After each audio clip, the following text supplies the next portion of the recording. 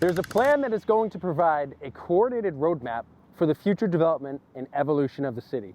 It's called the Now Next Plan, and it's currently being put together.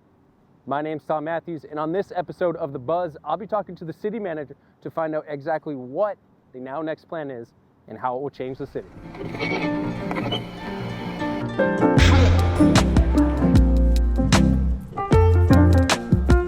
All right, Mr. Manager, let's get right into it. What is the Now Next Plan? Yeah, the Worcester Now Next Plan is a long-range master plan for the city of Worcester. What this plan does, it starts to focus on a number of things: recreation, open space, the built environment, land use, zoning regulations, etc. So the plan is to give us a picture and a guidebook for the future of development here in the city of Worcester. And so how does the Now Next Plan differ from all the other plans in the city? You know, so in the city right now, we have a lot of different plans, whether it's strategic plan, we have the Green Worcester plan, we have the cultural plan. All these elements are important and they play a key role.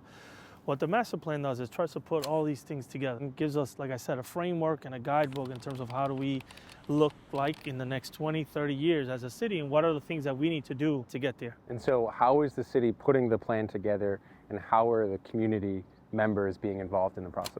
Yeah, this is a community involvement from the beginning to the end. And I think we've been able to do a great job in engaging folks and getting folks' feedbacks and getting resident and community, different neighborhoods, different perspectives to learn about walkability, transportation, to learn about the importance of land use and what do these zoning regulations means from business zoning districts to residential zoning districts, thinking about open space and the importance about that and retaining that and conserving that.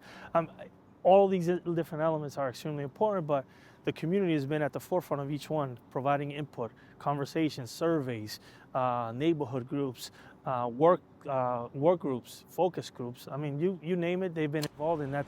And the only way for us to be able to put something like that together for the future of Worcester, the people of Worcester need to be involved in that. All right, can you give us some examples of the types of projects that the Worcester Now Next Plan will include? Yeah, so I mean, to look at various different projects or different things that are happening in the city. One is going to look at projects like the Mill Street project, right? And when you're looking at the transportation, walkability, mobility of the network, and then also right now there's some folks who are looking at their properties. And there's some properties in the city, they're small enough that you could be infill projects. There's some managed projects that need to be considered, and so again, it's all different depending on the structure, depending on the size of the lot, depending on the conditions of the lot. And so we're going to look at all that, and the zoning regulation is going to look at that to provide us a better framework on what types of properties can be built in these particular spaces. Okay, zoning is a key word, and in 30 seconds or less, can you explain to our viewers who might not be familiar with zoning what exactly zoning is? Yeah, it's true. Zoning is a very complicated term, and people may not really understand that. I guess in a very simplistic way, zoning really creates guidelines on what types of properties and where you can build them. And so, you know, when you think about, you know, the 3-decker units that we have here, or residential, you know, would building a commercial building 15-story right here in the middle of this neighborhood is the right thing to do? Well, zoning regulations prohibit that. Say, no, this is a residential neighborhood. We're not going to have commercial space to be X, Y, and Z. We want to make sure to retain this kind of character here, so we're going to do that. But again, it all changes depending on the area that you're in and how those regulations are set forward in those particular neighborhoods. So it tries to create a guide of where future development will look like and what the future development will be in different neighborhoods. And that's exactly what the zoning regulation rewrite will do for us. It will look at our current built environment, and it will try to imagine what could it be and what are the things that we could afford to have in terms of different development. And so this tool is going to help us to do that. What's next? So what's next is it's going to go through a couple of stages. It's going to go to the Planning Commission, it'll go to Economic Development Committee, it'll come to Council. But at the end of the day, the Planning Commission will be the body that adopts this plan. And then some of the ordinances or policies that come out of it, Council has to vote them in, and but that would be part of the rewrite process when those ordinances are worked out. This is just a framework. This is the framework of the plan that they adopt, and then there would be tweaks and things that would happen over time.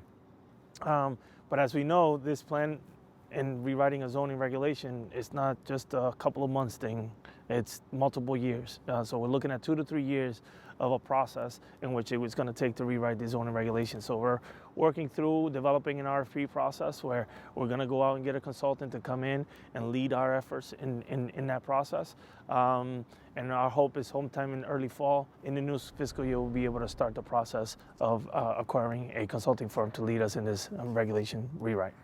Okay, so someone's watching right now, they're interested, they want to find out more information. Where can they go? Right now, they can go to the website, learn about what's happening through the website. Also, feel free to reach out to the economic development staff. A lot of them have provided great insight. They have a lot of great information that they could be able to share in more detail. Feel free to also reach out to my office, the city manager's office, but then also reach out to your district councilor. Have conversation with the district councilor, understanding what implications this has for their neighborhoods, what some of the thoughts of the district councilors are related to some of these policies and regulations, and then also engage with us through the Planning Commission, Economic Development Committee, Subcommittee, or the City Council floor. That's the best way in which people in the community and residents can get engaged with us here in the municipal government. Awesome, awesome. All right, Mr. Manager, thank you so much for taking us through the Now Next plan. And that does it for this episode of The Buzz. Thank you for tuning in. Make sure to go give us a follow on all of our social media channels and head on over to worcesterma.gov to find out everything else that's going on in the city.